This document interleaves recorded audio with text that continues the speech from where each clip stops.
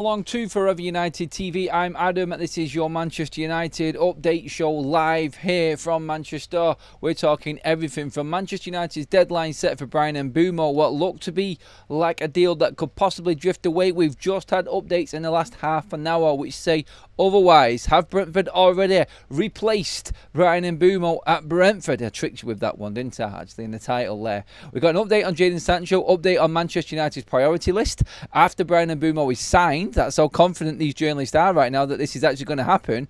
We're going to put that together with the deadline and tell you exactly when United are going to have BRYAN Mbeumo in at Carrington having a medical. Should be interesting. We've been waiting all week anyway. But before we get started with any Manchester United news, sorry, it has to be... It had to start this morning early doors. It was the sad news, obviously, in the passing of Diogo Jotto and his brother in that tragic car crash that we heard about just about 20 minutes after we left the morning show this morning. Absolutely devastating news. Liverpool fans, I know, are just bewildered. Just they can't understand it. It's a horrible situation. I've messaged Craig, obviously the biggest Liverpool fan channel, Anfield Agenda. He said he just doesn't believe it. He can't. It's just not sinking in. It's a sad day for football, and the whole world of football is mourning the death of Diogo Jotto. Hearts go out to all of the family and friends of Jotto's family and his brothers as well. Absolutely horrible news for any football fan to hear, and his family most of all. There are more important things than family, and this more important things than football, and family does actually come top of that list, and it is just a horrible day for him and his family. All the messages that have been going out today have been absolutely spot on with the loss to football is basically what everybody has talked about today. Some channels earlier on didn't do their shows earlier on through the day. No one has really done much content in respect for Jota's family. Brilliant, well played to them. And it has just been a bad day. It has been a really bad day for football overall. And yes, hearts go out to everyone involved in Jota's family. And yeah, let's hope everyone... I don't even know what to say. There's no hope in that, is there really? There's not much more you can say. Let's just move on with the show. And again, like to everybody involved and Liverpool Football Club from Manchester United, devastated. And we are all with you and in support of Jotto and his family. So again, just words from the United community there towards Liverpool's. It is a sad day. We don't like to see anyone pass away, but someone struck down in his prime like that hits even harder, doesn't it? It does. Let's get into Manchester United's news after that. And of course, we're all waiting. We're all waiting and hoping that we're going to get this update. The big one. The BRYAN Mbeumo situation, the transfer and where everything is at right now with it. I can give you what I know right now, and it has only just come out actually. But first of all, we have got from what I heard Ben Jacobs talking on Gimme Sport earlier on. Ben Jacobs is everywhere at the moment with his updates, but he was the one that actually said that Manchester United internally have set a deadline for this transfer, and it's tomorrow. Funnily enough, Friday the 4th of July. Big day in America, but obviously for Manchester United fans it is a massive day. And we're all looking at this and going, well, we've not heard anything else. There's been no real sort of movement with this BRYAN Mbeumo situation right now, and it is a bit concerning for Manchester United fans, like we did last night on the show with the situation around Manchester United threatening to walk away, fully preparing to go on to their next targets. If Brentford carried on with this whole we want near the 70 million, the mystery bid from Spurs that didn't happen, from what Laurie Whitwell said last night, it's now moved forward this morning. From this morning to this evening, with the update being that Manchester United are confident. In fact, Brentford do look like they've bought what looks like a replacement, but not. He's an attacking midfielder from Feyenoord called Anthony Malambo, a young player. They're about to spend, according to Fabrizio Romano, about 20 million euros on him. Obviously, that's nowhere near the price of Mbeumo, but they've got a lot of replacements to put into that team there, Brentford. And BRYAN Mbeumo's money is going to go a long way to helping that. So it's in their best interest to get this deal done. So they look like they're moving forward from their side. But Chris Wheeler from the Daily Mail has also come out alongside Nate Salt as well, saying that Manchester United are now very confident that this deal will get done. And there is another story going around as well that Manchester United's bid for BRYAN Mbeumo of over 60 million has been accepted. the situation was, and what I've read today and from what everyone said, is that Brentford wanted more than what Matheus Cunha was bought for, because they think that Mbeumo's a better player. They're backing the player, basically. And they wanted that 62.5 million. They wanted more than that. They wanted over 60 million down as a guaranteed payment for Bryan Mbeumo, with add-ons on top. And Manchester United are standing firm with their price. They are very confident. They are very, very upbeat about the situation. From what Chris Wheeler has said here in the Daily Mail, Manchester United are not concerned at all in terms of where they're at with this bid. They're quite comfortable. If it gets to a point where they feel they have to walk away, they will do, but they are comfortable with their bid in thinking that Brentford are going to accept it. And again, even Ben Jacobs said earlier on, this isn't a dismissal, this isn't a rejected bid. The money is there. It's the structure of the payments that is the problem, and that's what the hold-up has been for Bryan Mbeumo. But Manchester United's deadline behind the scenes for tomorrow, I don't know if I can take that as a definite. That's what Ben Jacobs said. So I honestly feel like this is just going to drag out into the weekend. And Manchester United, like we said all along, the people that have been saying that this deal will get done, have said that we're going to be seeing like Mbeumo come in for Manchester United medical this week. Now, obviously, you could count the weekend if you wanted. Tomorrow looks like it's going to be an important day, but I think we would have heard more now if Bryan Mbeumo was on his way to Manchester United. I think we would have heard more if he was on his way for a medical tomorrow anyway, and this deal was going to get wrapped up. I can't see that. I just don't think that is there. I don't think that's happening. And honestly, I think this is going to drag out into the weekend even more. But 62.5 million for Bryan Mbeumo, they want the majority of that money up front. And that, again, it's like Manchester United have met the mark. The price has never been the issue. Manchester United have hit Brentford's valuation and some. But Brentford want the add-ons on top of that. They want more than Matheus Cunha. People will say that they've been asking for this all along to try and have a go at what Manchester United... We didn't know they wasn't. Nobody knows they wasn't. Nobody knows they was. Nobody knows what Brentford actually wanted. There was a price that was mooted around 70 million at the start from Fabrizio Romano. That's the only price that anybody's come out with that was a definite. And then there's been muted reports coming out about they want this much, they want 60 million, they want a bit over 60 million, then they want the same as Cunha, then they want more than Cunha. So it's changed constantly all of the time. So anyone saying that this is what Brentford always wanted isn't telling the truth. It's not. This seems to have been moved constantly all of the time. United are in where Brentford want to be for the overall package. It's the overall package and the way it comes in that's the problem for Brentford. They don't like it, and they feel like they should be getting the majority of this money all up front in one big payment. Well, not one big payment, but one guarantee. But that then is obviously being discussed in instalments for them. The biggest thing to come from it today is, if we believe it or not, is the deadline, for one. Have Brentford actually started spending the money? Because they've brought in, obviously, Milambo from Feyenoord. That's another forward player, attacking midfielder.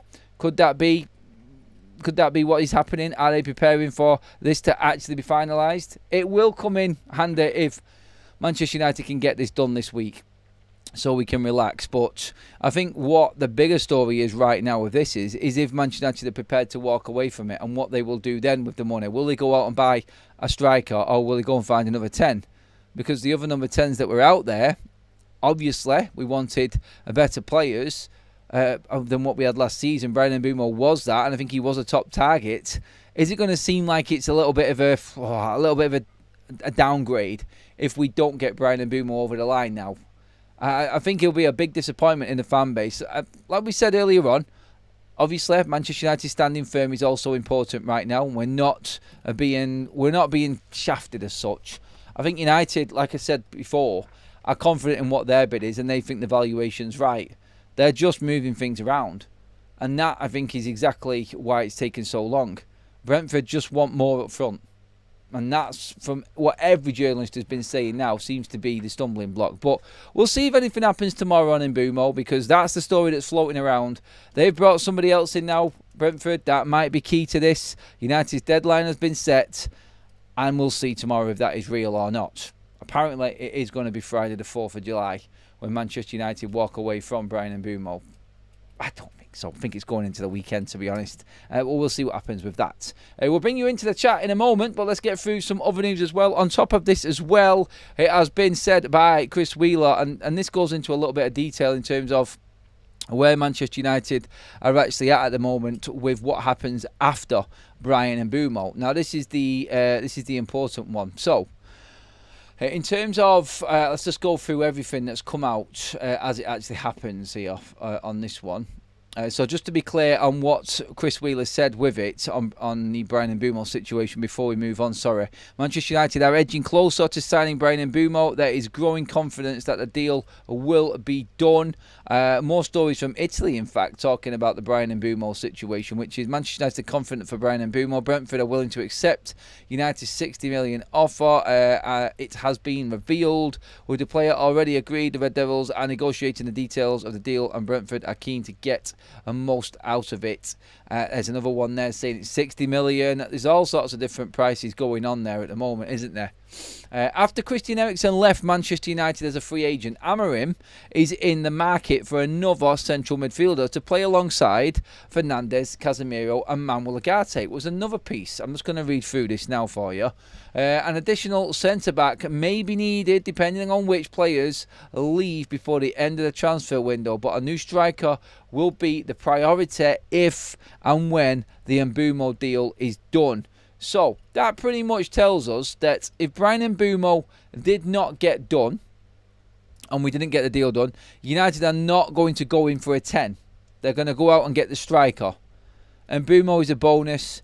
If we get him, we're going for a striker. If we don't, we're going for a striker. This is what Chris Wheeler is saying at the moment on this one. But again, there's all sorts of news coming out here about the midfielder also. Like we just read out there. Because of Christian Eriksen's departure, Amorim wants another midfielder. Now, the Athletic have run the midfield option from the get-go. And it's been Laurie Whitwell running this alongside Ornstein, saying that Manchester United want that athletic, ball-carrying midfielder to come into midfield to replace Christian Eriksen. Now, United have got a bit of room because Christian Eriksen obviously was on 150 grand a week. And United could obviously use that money alongside, obviously, Victor Lindelof's and Johnny Evans, which equate to over 300 grand a week wages, which is near enough for Manchester United, about 18 to 20 million a year that they can negotiate with there for a midfielder. Whether or not they've used some of that money already, we will see, because that'll go down as the calibre of midfielder that comes in on that money, I feel. So let's see on that one. But yeah, the updates are that a central defender, that's a surprise, to be honest, with what we've got. The fact that we kept hold of Harry Maguire tells me we don't need a defender, and we're not looking at that as being a priority. We've said this all along. Depending on who leaves. Does that mean that there is going to be a centre-back leaving Manchester United? I can't see any of the ones that we've got at the moment leaving. We've signed Harry Maguire, so we know he's the one at risk that isn't going. They can use the Evans and Lindelof leaving if you want as a reason why. But you've got Heaven, you've got Yoro, you've got Mazraoui, you've got Martinez, you've got Maguire, you've got De Ligt. There's 6 there. I mean, come on, with just the Premier League to play for this season and domestic cups, I don't think we need more than 6 centre-backs. You could even add Luke Shaw to that to make it 7, because we know he isn't going anywhere either. So 7 centre-backs, come on. And there's no chance that Man United are buying a centre-back. Not ahead of everything else. Like, if we're buying a centre-back, then we must be confident about getting other players in. But this is another interesting one right now. And Ben Jacobs said pretty much what Laurie Whitwell said again today. After listening to offers for Rasmus Hojlund, this is from the Daily Mail as well, on top of what Ben Jacobs and Laurie Whitwell said last night. After listening to offers for Rasmus Hojlund, but most of the inquiries for him so far have been over low moves, there is a concrete interest from Inter Milan, which may develop into a permanent transfer/loan with an obligation to buy, says Chris Wheeler. The Rasmus Hojlund news is gathering more and more and more momentum now. And it's starting to get interesting to a point where it's like you get 3 big journalists who would always knock these deals down if there was nothing happening. Like, obviously, like the ones we just mentioned there, Whitwell, Jacobs, Wheeler and Salt, all of them were just, and they've done it before. No, nothing happening. Move forward here. United are not letting go of this player. United are not buying this player. There's no interest. There's no concrete talks or anything like that.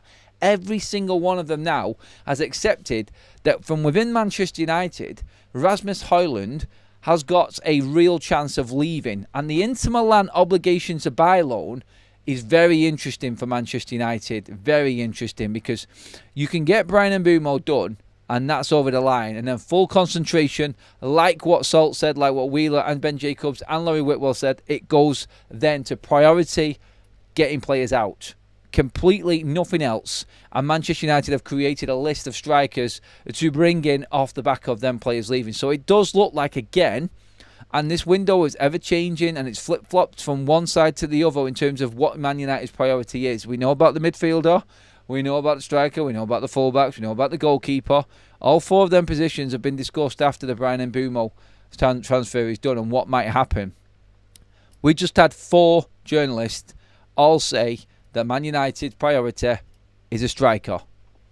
I think we have to put it to bed in terms of the debate itself as to what's more important for Manchester United now. It clearly is the striker and number one target because of Rasmus Hojlund leaving. And again, I go back to what Whitwell said. Someone like Watkins coming in would pretty much be off the back of Rasmus leaving. Leaving. Every single conversation is like Rasmus Hojlund is going to Italy. And it keeps on gathering more and more momentum as all of these journalists start to come back off holiday and start to come back into the news, contacting United, where we are just before pre-season starts again as well, don't forget. All of the news is starting to circulate around Rasmus Hojlund, and I reckon there could really be something in this with him now. And the noises are just getting bigger and bigger and bigger, so I think we're definitely looking at the potential move here for Rasmus, and I think the loan with obligation to Inter Milan, that one keeps on popping its head up constantly, and I think that this is actually where we're actually at now. So, yeah, I'm looking at this and going, right, okay, this is now what Manchester United's priority is. I can see Rasmus leaving, I can see another striker coming in, I can see Manchester United prioritising after BRYAN Mbeumo to get these players out and raise money to bring in what they think is going to be, like what Andy Mitten said last night, an experienced goal scorer with Premier League proven quality. That's what Manchester United are looking at right now. That's what Manchester United need. And it's been the same with all of them. Every single journalist has said exactly the same thing now. So let's get into the comment section on that. So do you feel confident that we're not just going to get BRYAN Mbeumo now after what's been said? You might think after what's been said that you're not confident. But Rasmus, this is bigger, I think. And we're going to move on to Sancho next as well. And obviously, we've got other stuff to talk about regarding the other strikers Manchester United have been linked with. And Marcus Rashford as well tonight. But let's get on to the Rasmus one quickly, because this is one that's going under the radar a little bit for me, that we're not talking about enough because of the obvious. Big Boo's up tomorrow. I'll be wearing a Union Jack skirt, says London. I wouldn't trust the Glazers either. I'd want a cash on delivery. If City or Liverpool had come in for Mbeumo, he would have been sold for 40 million at most. Again, it's United tax. I know, it's horrible, isn't it? Said that ages ago. They want the same figure as Cunha guaranteed, and we have not offered that yet. We have, Simon. But in the world of transfers, nobody asks for that money in one instalment or as an actual fee guaranteed. It's built up in add-ons and everything else. So everybody trying to drive this narrative that Manchester United have known what the price is all along. No, we haven't. Nobody's said that this is the price. This is just what's coming out now. They want more than Cunha. Well, it's not 62.5 million like people are saying, then clearly is it? Because they want more than that. So it isn't that. They actually want 65 million. This is the number that keeps on popping up. Obviously, people are moving it up, they're moving it down, and it's constantly moving. But I reckon 65 is the one that gets this done. I reckon Manchester United are going to be paying about 60 million up front, and there's going to be about 5 million in easy add-ons for them to get as well. I think that's my guess anyway as to where we're at with it. Let's see. Sternlove says that too many inconsistent reports. It seems that nobody really knows what's going on with Mbeumo. All we know is that he wants to move. Manchester United have been bidding for or speaking to Brentford for going on nearly 5 weeks now by the end of this weekend. They're the only facts, really. We know that we've had 2 bids gone in, and we know right now that Ruben Amorim wants his squad in, that he's going to be arriving back at Carrington on Monday. So, if anything, what we do know is that this is going to start coming to a head, and some big decision is going to need to be made very soon. They said the same with Quenda when he signed for Chelsea. No longer wanted a wing-back. And then we wanted, and we went for a 10 instead. If we don't get a 10, then it's the striker. The striker was always a priority. That from Gareth there. Thank you, Gareth. Dumfries is a no-brainer at 21 million. He's not quite a no-brainer. He's a Champions League finalist. It's not going to be easy to get them players. It's not. And again, United would rather buy Prem-proven players because they know they've got a better chance of getting them, and they know they haven't tasted the high life in the likes of Cunha and Mbeumo yet. They haven't been on the biggest stage in club football, so they know they've got a better chance of getting players like that. I think that's the same with the likes of Ollie Watkins as well, and why they're looking at him. They're looking at players that I think they know they've got a better chance of getting. It's like anyone who's competed in the Champions League and you're going to go out and try and get that player. One, he's not guaranteed Prem proven. They're hard to find anyway, with Champions League and Premier League proven qualities. One, he's not Prem proven. And 2, why would he want to come to United when we're at this stage of the age that he is? And I'm talking about players like Dumfries. Like Dumfries against Watkins. I know it's different positions, and that's a completely different category of player, but still, I feel like Watkins hasn't had as much success in Europe as what Dumfries has, and he might be open to being part of United's project. I've been listening to people talking about it, saying that Ollie Watkins to United is a downgrade. Why would he want to go down? It's that Manchester United will always attract the players. We will always be that massive football club, and some opposition fans just don't know how to handle that, and they can't get around it. They can't get it around their heads that this is just what happens. Manchester United do still have that lure. Adam, look at Mbeumo's stats. Yes, he scored 20 goals last season, but in the previous 3 seasons, he scored a total of 22. He averages the same as Cunha. United should call Brentford's bluff. Yeah, I get what you're saying there. I do get it, Cody. The problem you've got with it is we've spent so long negotiating. I just don't think United want to not come away with the deal. I think United are in a position now where they know that they could probably afford a bit more, but they just don't want to spend it. I think it's all an internal win for both clubs. Like, they both want to keep face. Brentford's falling apart, and Manchester United need to be seen to actually be able to negotiate and get a good deal rather than being ripped off. Brentford are just trying to get what they can out of Manchester United because they're losing everything at the moment, and they need to repair very quickly, because if they lose their best player as well now as their captain and their manager, then the fans are going to be asking questions. Like, if they get a good deal, then they've got a little bit of room to actually say to the fans, well, at least we got the best we could, and we took Manchester United all the way. United, on the other hand, with the fan base right now, well, you've seen it. You've seen how many people come in onto this chat here on Forever United TV and say, look, these owners are absolutely useless. They can't buy anybody. And they're hoping that there is change within the structure, but there's major doubt always. When we drag this on as long as it has done, it's just going to add to that doubt. It's going to add to the negativity, and everybody's going to be saying the same thing again. It's like, yep, same old United, can't get a deal over the line. It's never going to change. They need to get it done for them.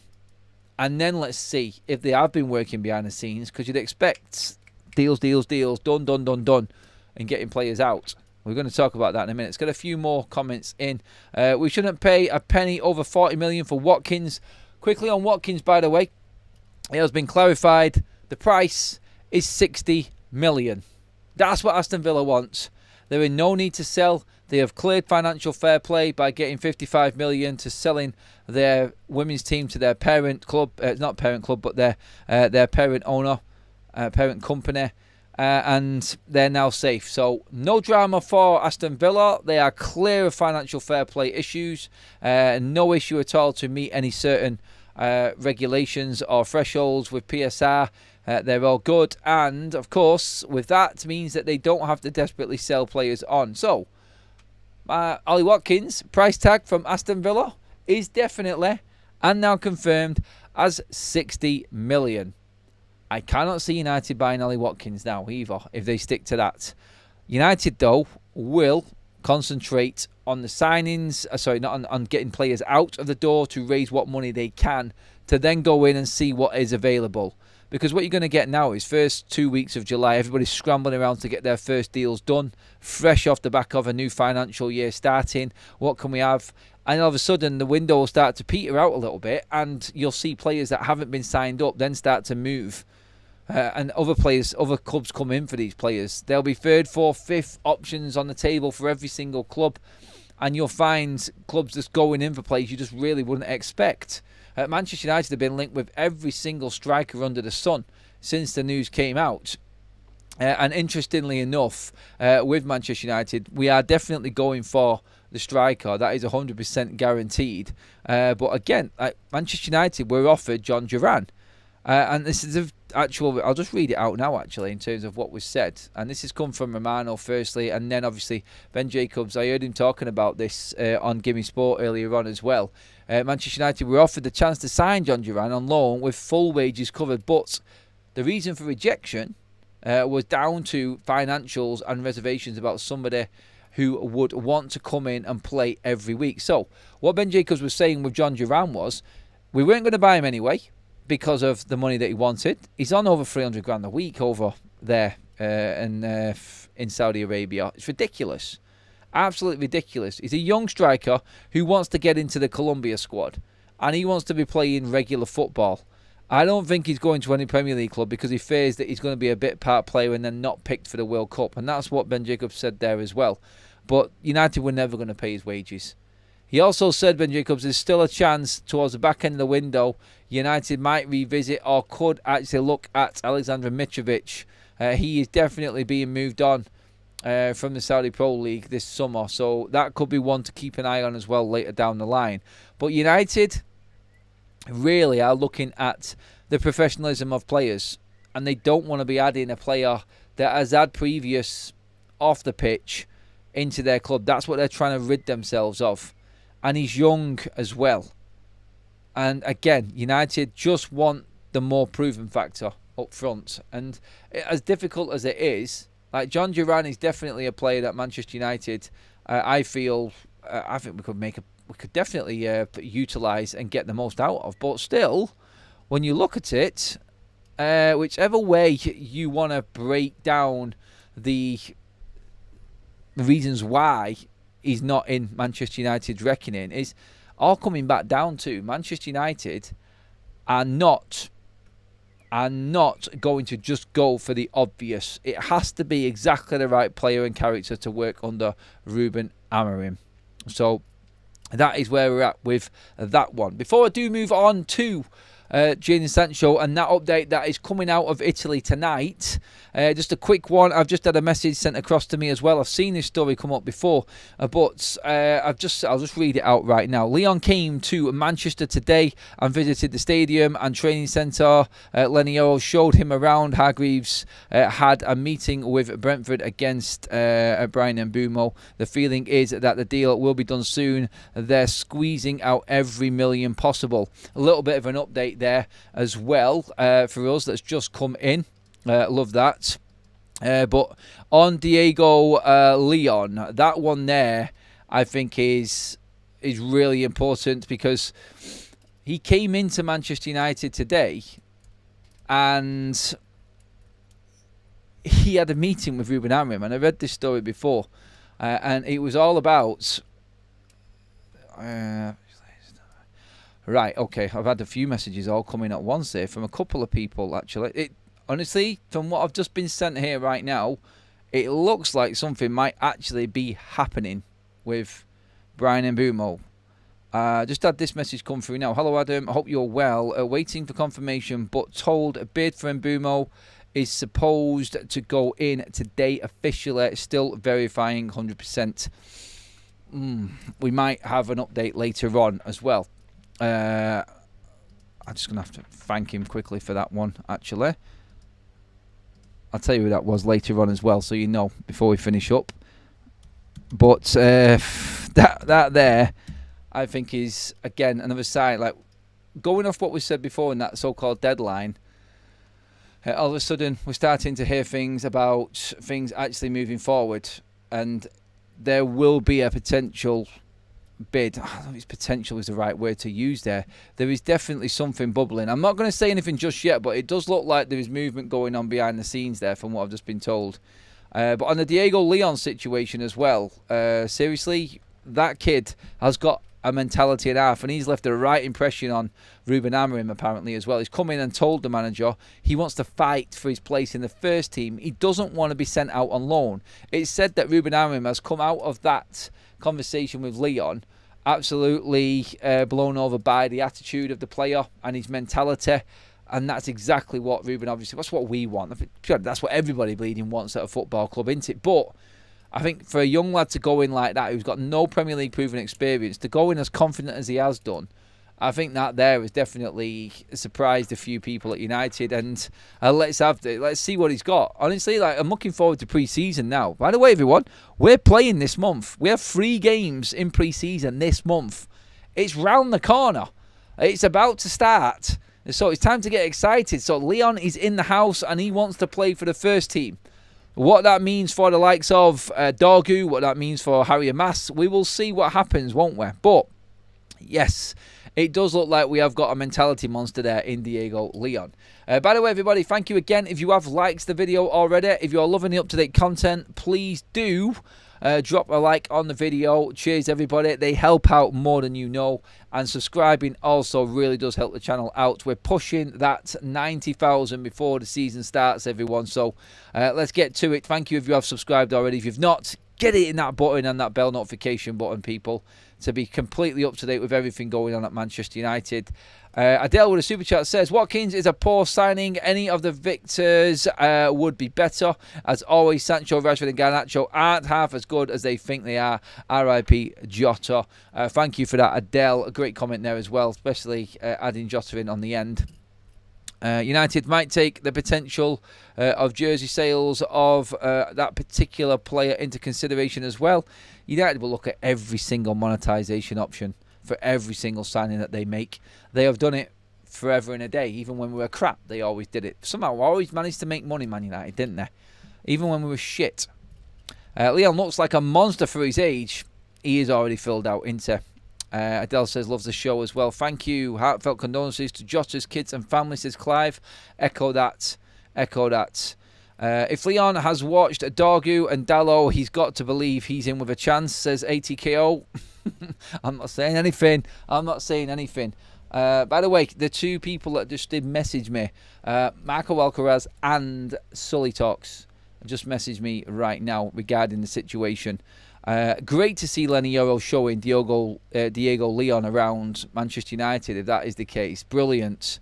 Love that with Lenny Yoro. That kid, honestly, let's not forget, he's only 1 year older than Diego Leon. We're talking about someone here that looks like an experienced player, like a senior player, showing another young kid coming around who's just arrived at Manchester around the Carrington training complex.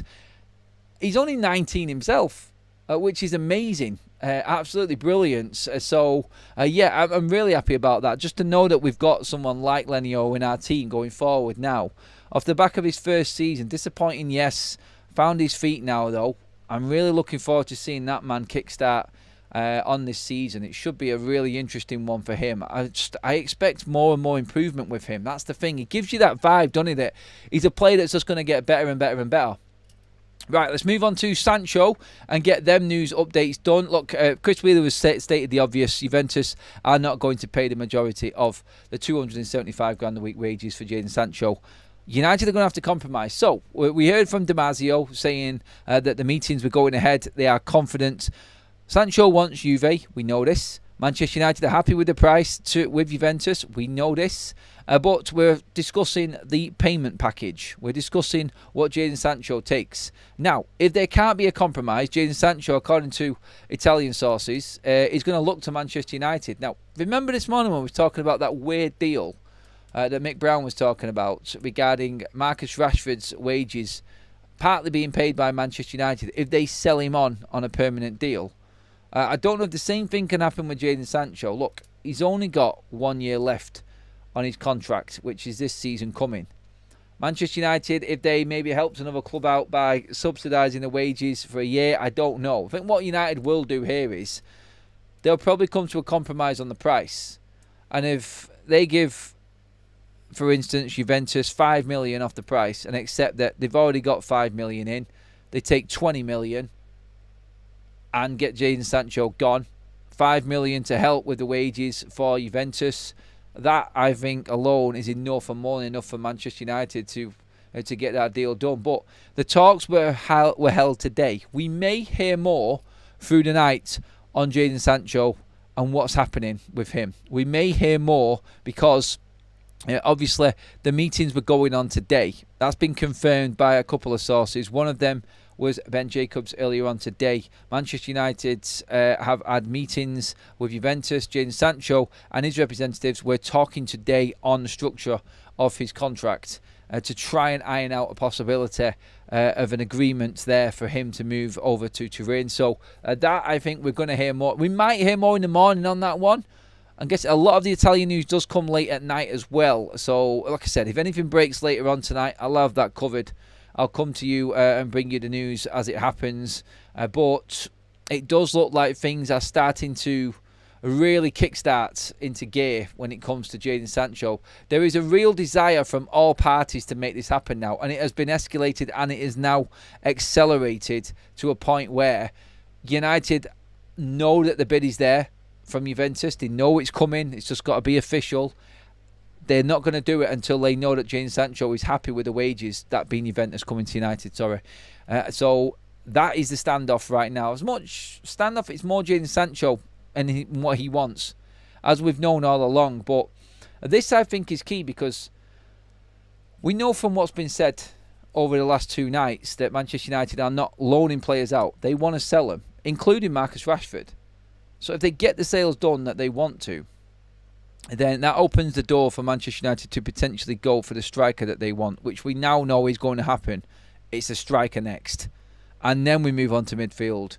The talk this morning about the swap again with Douglas Luiz. United are interested. And like we've just heard from Chris Wheeler, United want a midfielder. Someone to replace Christian Eriksen of seniority in Manchester United's midfield, to play with Agate, to play with Bruno and then Casemiro. At that point, United will loan out Toby Collier. That's been made very clear as well by Manchester United and people and journalists around the football club. One midfielder in after the striker, then Collier gets sent out on loan to see what he can do, and so too will Sekou Kone as well, because there's no space and there's not enough games for Sekou Kone to play. The Lausanne deal looks like that's moving forward for Kone. Where Collier will go, nothing's been discussed yet because we're going to wait to see if we get another midfielder in. So Collier out on loan, another midfielder in to work with the 4 that they've got. The one thing that keeps on coming out of all of these discussions and these reports from journalists is Ruben Amorim loves Manuel Ugarte. That keeps on coming up every single time. He likes him. The striker is the priority. Right now, he feels he's shorter up front than he is in midfield because Manuel Ugarte, it's a second season syndrome. Let's see how he does. He's been good, he's been bad, he's been inconsistent all season, I feel. Maybe this is the settler. Good time on the training ground, big gaps in between, full recovery. Because let's be honest, Manuel Ugarte struggled with his fitness last season for Manchester United. And Ruben alluded to that. He likes him, but he can't play him. He can't keep playing him 2 games a week. Now he's got just 1 game a week. Does Manuel Ugarte start to play a lot more and more consistently for Ruben Amorim? Is that what he is thinking? Let's not forget we've got Casemiro there who can play 1 game a week as well, and we know that Bruno Fernandes is more than capable of playing 5 games a bleeding week. He never gets injured, he never tires. So I think he feels like he's got enough legs in there. Injuries may come into it a bit. I think he wants 1 more midfielder, and then Kone and Collier, like we said, will be sent out on loan, and United will obviously have completely transformed their spine. And then, and only then, will we move towards you-know-who. The man that Nate Salt has said is no indication of leaving Manchester United from anybody when spoken to at Old Trafford, Andre Onana. Don't even want to mention the man's name just yet. Let's concentrate on the outfield at the moment. Striker, midfielder, and it's looking like Manchester United are actually confident in getting this done. I mean, I need to keep on checking the messages that I get. It does look like we are getting some serious updates at the moment with things going on with BRYAN and Mbeumo. Just at the top of the show, we're looking here, and I'm just so in case you didn't hear before. Hello Adam, I hope you are well. Waiting for confirmation, but told bid for Mbeumo is supposed to go in today officially. Still verifying 100%. That's the second time I've heard that today. And we have been told by Ben Jacobs that internally, Manchester United's deadline for this deal to be accepted is tomorrow, the 4th of July. It's not for the fireworks over in the States. It's for Manchester United signing a player. So maybe we should have our own fireworks, to be honest, just to celebrate actually getting this deal done, because it has dragged on now. But that's the update on Mbeumo. And then I've had another one. That was from Marco Alcaraz, and Sully has said, alongside how horrible today has been, and we aren't forgetting about the Jotto news earlier on today. Sad day for football. But past that and with other news, Leon, obviously, at Manchester United today. We've seen the report earlier on. I know people don't want me to speak about messages and things like this, but I'm only mentioning Diego Leon simply because the news is already out there on X. I'm sure most of you have seen it. He has apparently met Ruben Amorim today, and he has impressed.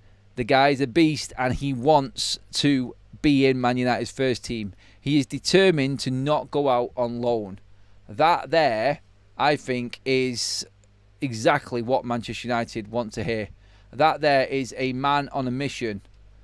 And again, it's about the character.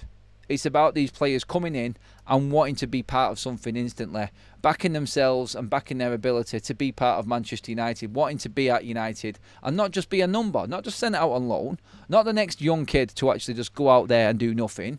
No, they want to be part of Manchester United. And that, I think, again, Ruben Amorim, I think he's going to love this kid. Look, all the videos I've seen of him, and nobody's acting like they watch this kid week in, week out. It's the complete unknown. But United have spent just over £3 million on him. They've brought him in, and they beat Arsenal to the signing. Wilcox made this deal happen for United. So this, I think, is actually really impressive for Manchester United to get this kid in ahead of other competition again, early doors, and forward thinking.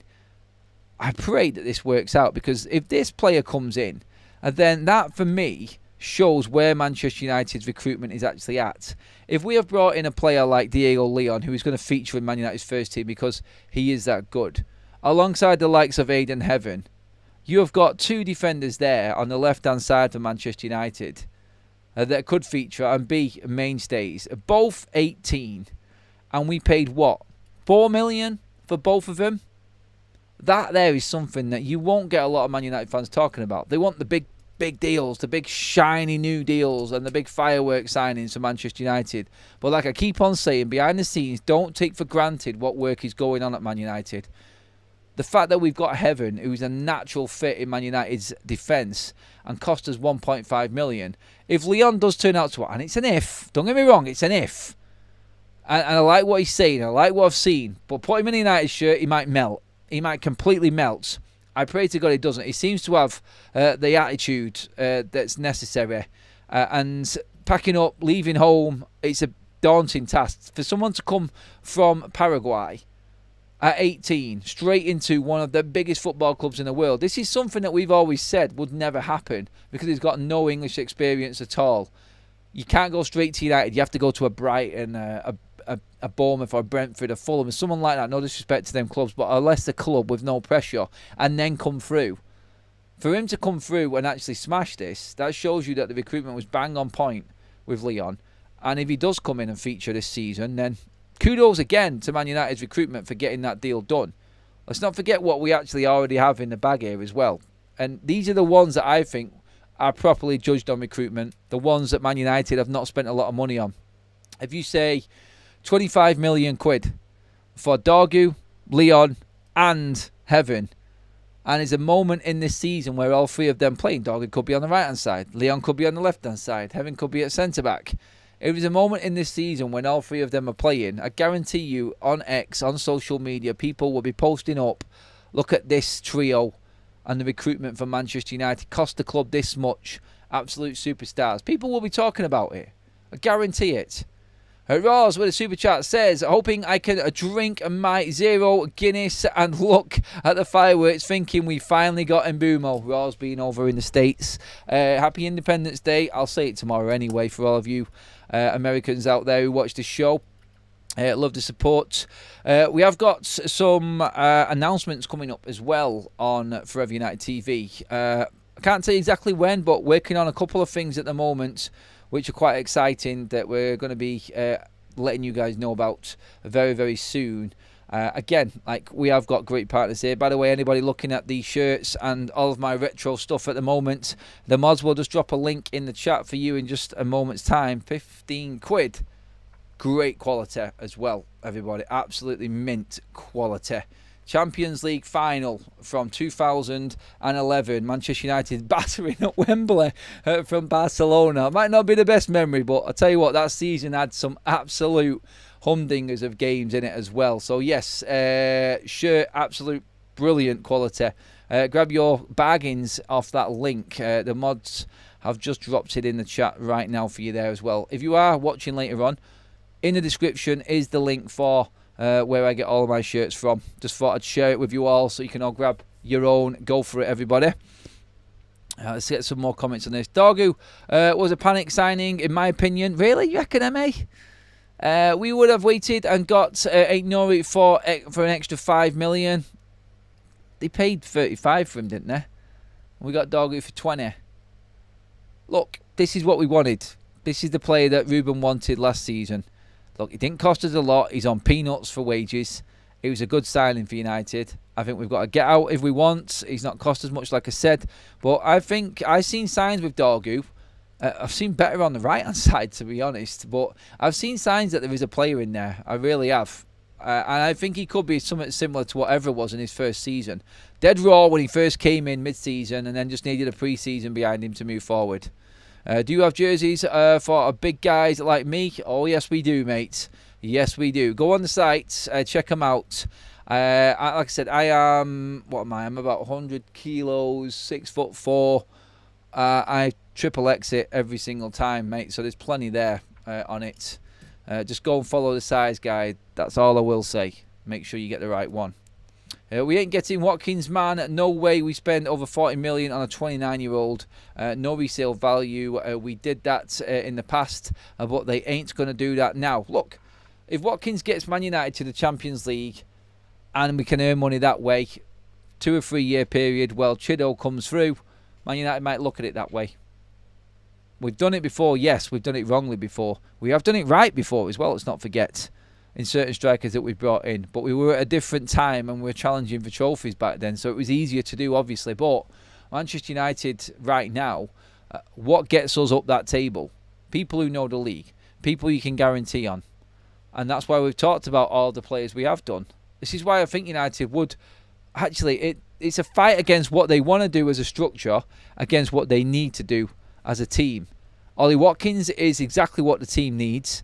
Ekatike is the future and what the structure are trying to build at the club. But we haven't got time if we're backing Ruben Amorim. You cannot take a risk on a 22-year-old that isn't going to produce, or you don't know if he is going to produce, when you've got a proven goal scorer there already. Now, Manchester United, get this one. If you want, do you want to have a laugh, by the way? Yeah, here's a story for you. Listen to this one. This is an absolute doozy. I'm just going to bring it up on my screen right now. You ready? Dominic Calvert-Lewin's wage demands are very high, and therefore it's unlikely that Manchester United will make a move in that direction unless the demands decrease or they have a hole in the squad later in the window. As a free agent, the player will get rigid on his demands.